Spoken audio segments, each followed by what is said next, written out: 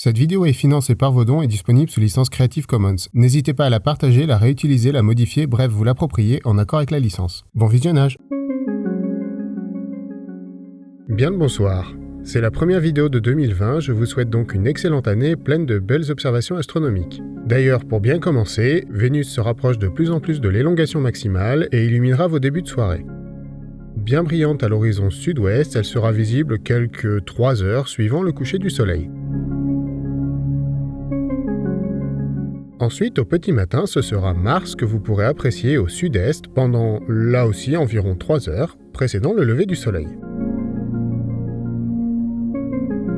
Pour les constellations, on va rester au sud-est pour trouver le Grand Chien, une constellation ressemblant d'ailleurs bien à un toutou. Vous trouverez facilement cette constellation grâce à Sirius, médaillon au cou du Canidé. Cette étoile est la plus brillante de notre ciel après le Soleil, difficile à manquer. Le Grand Chien est associé à plusieurs mythologies, mais pour moi, la plus logique reste qu'il s'agit du chien d'Orion pourchassant le lièvre. Le cœur du chien abrite un chouette petit amas ouvert, M41, l'amas du Petit Rucher. Assez facile à trouver, tout instrument permettra sans problème de l'observer. En remontant au-dessus du chien, nous allons trouver la Licorne. Il s'agit là d'une constellation globalement peu brillante à côté de ses voisines, mais qui comporte quelques objets intéressants. Tout d'abord, nous avons M48, l'amas de la Crèche. Visible à l'œil nu dans un ciel bien pur, tout instrument permettra de l'apprécier sans le moindre souci. En revenant vers la truffe du chien, nous allons trouver l'amas M50, un autre amas ouvert. Celui-ci est plutôt jeune, estimé à seulement 125 millions d'années. Tout comme le précédent, il ne posera aucun problème, quel que soit votre instrument d'observation.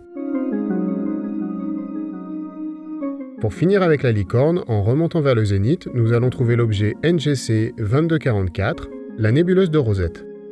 Située à quelques 4700 années-lumière de nous, cette nébuleuse sera malheureusement réservée aux meilleures lunettes et télescopes. Ça fera aussi une cible de choix pour les astrophotographes. Pour finir avec les constellations, au-dessus de la Licorne, nous allons trouver une toute petite constellation de 2 étoiles, l'autre compagnon de chasse d'Orion, le Petit Chien. Elle a beau ne comporter que 2 étoiles, l'une d'elles, Procyon, reste néanmoins facile à repérer vu qu'il s'agit de la 8e étoile la plus brillante du ciel nocturne, juste derrière Rigel. Il s'agit aussi d'une des étoiles les plus proches de nous, à seulement 11,4 années-lumière. Procyon, Sirius et Bételgeuse forment ce qu'on appelle le triangle d'hiver. J'en profite d'ailleurs pour une petite aparté, vous avez été plusieurs à me demander de parler de Bételgeuse.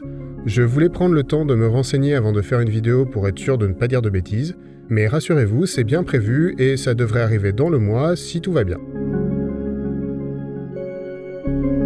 Pour la Lune, ce mois-ci, je vous propose de trouver un cratère sur le limbe oriental de notre satellite, le cratère de Lagranus. Faisant un peu plus de 130 km de diamètre, ce cratère est dominé par une bordure extérieure irrégulière pouvant atteindre 3 km de haut, ce qui assurera de belles ombres projetées.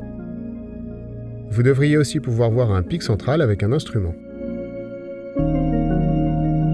Le cratère sortira de la nuit au jour 3 pour repasser le terminateur le jour 17.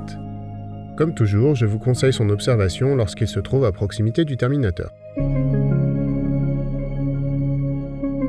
Pour finir, nous avons ce mois-ci la comète C2017T de Pan-STARRS qui augmente doucement en luminosité.